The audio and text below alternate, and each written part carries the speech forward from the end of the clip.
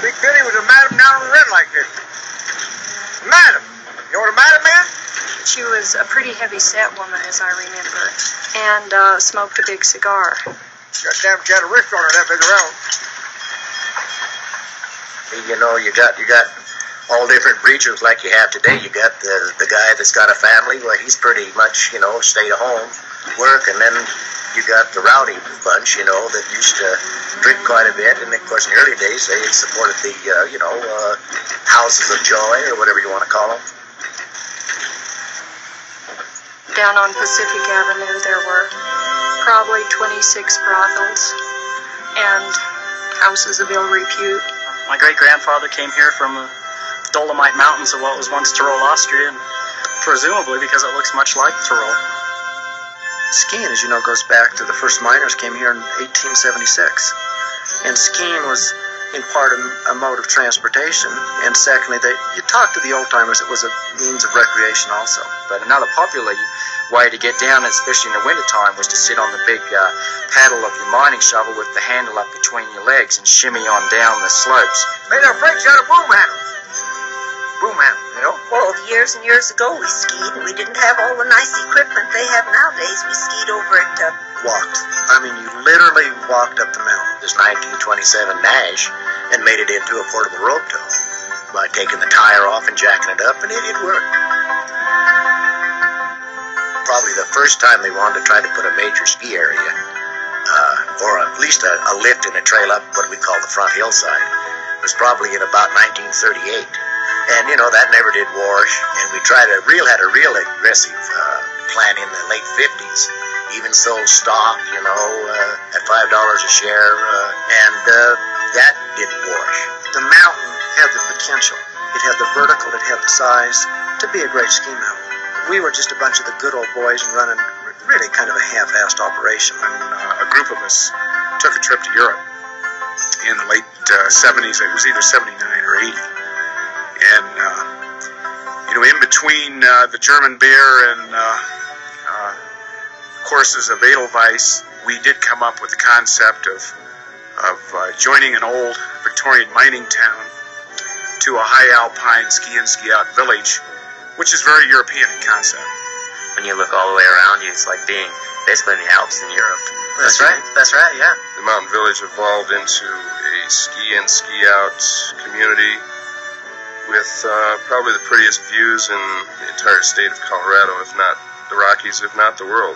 It's a skier's dream. It's a skier's paradise. Being able to, from almost every condominium project, from every townhome, from every home, you can basically put on your skis, walk to a lift less than 100 feet away, or literally ski out your front door, as you can do from the Doral Hotel.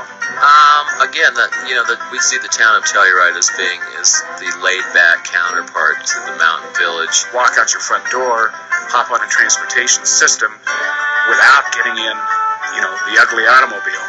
The gondola, or a gondola, will be connected to the two communities of the town of Telluride and the Telluride Mountain Village as sort of a multi-purpose transportation link.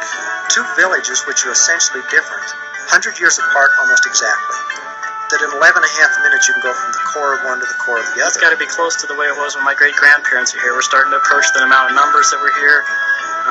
It's starting to be the boom again. If we didn't have the ski area and all the development and whatnot, this town wouldn't even exist anymore because there would be nothing here. One of the reasons that those of us who live here never return to what we refer to as the real world is because after we've lived here for a while, we're not fit to live in the real world. I know after I had been here for a couple of years, I outgrew all the three-piece suits I had hanging in my closet. And my ties were all the wrong width.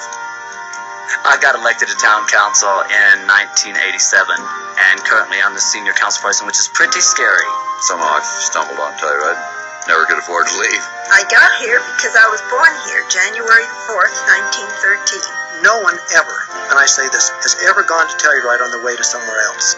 Came up there on a ski vacation to spend a winter and never left. I came to visit my cousin.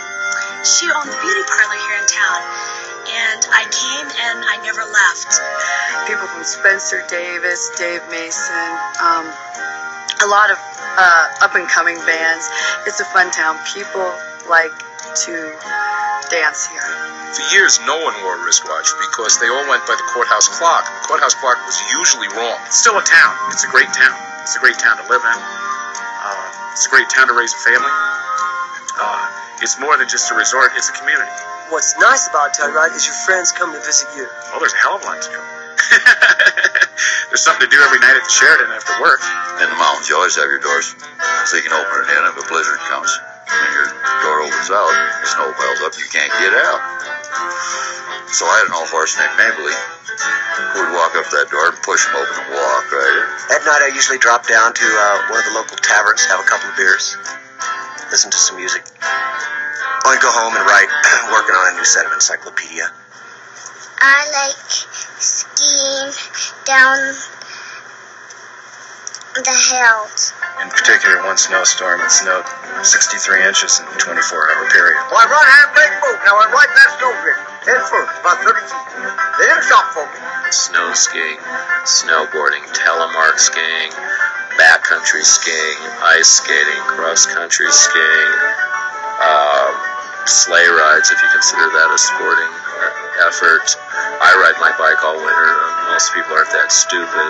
Fly fishing, mountain biking, phenomenal timberline hiking, backpacking, kayaking in the spring.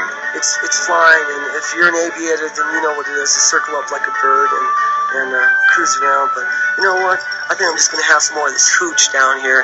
You know. We were thirsty. There was a wine festival going on, and there was people walking down the street talking about the delicate bouquet and lingering aftertaste. And we thought, who in the hell wants to hear that?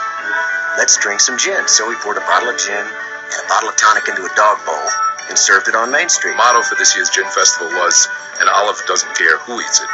When Joe started singing, it was just like, we just looked at each other and that was it. Hotel's going to be interesting. It's going to be the first of its kind up here. There's nothing to rival it. It's kind of like, in a way, I guess, rumors of a big gold strike. I think it's a bunch of bullshit. Only money can say there's a millionaire. $250 a night for one person. Gator Blix was his name, and he came in, and he always called me Mrs. And he come in and he said, Mrs., he says, do you know who you're looking at? And I said, well, you know, Gator Blix. No, he said, you're looking at the toughest miner that ever wore boots in this valley. In the early days, you had the Tomboy, the Smuggler Union, the Japan Flora, the Liberty Bell, the Psyche, the Mayflower, Cimarron, the Valley View, and hundreds more probably. Count your subdrifts, you probably got well over 3,000 miles of tunnels. On Thursday nights, I'm a volunteer bartender at the Elks Club because my great-grandfather was a bartender in this particular Elks Lodge. They nicknamed him Boom Boom. He got that from the fact that he enjoyed dynamite. I've grown a handlebar mustache because my great-grandfather had a handlebar mustache. We're here trying to make something different and show how you can balance the energies of a resort and a real community to make some place that's interesting to live, that's cultural, that makes you feel good about what you're doing.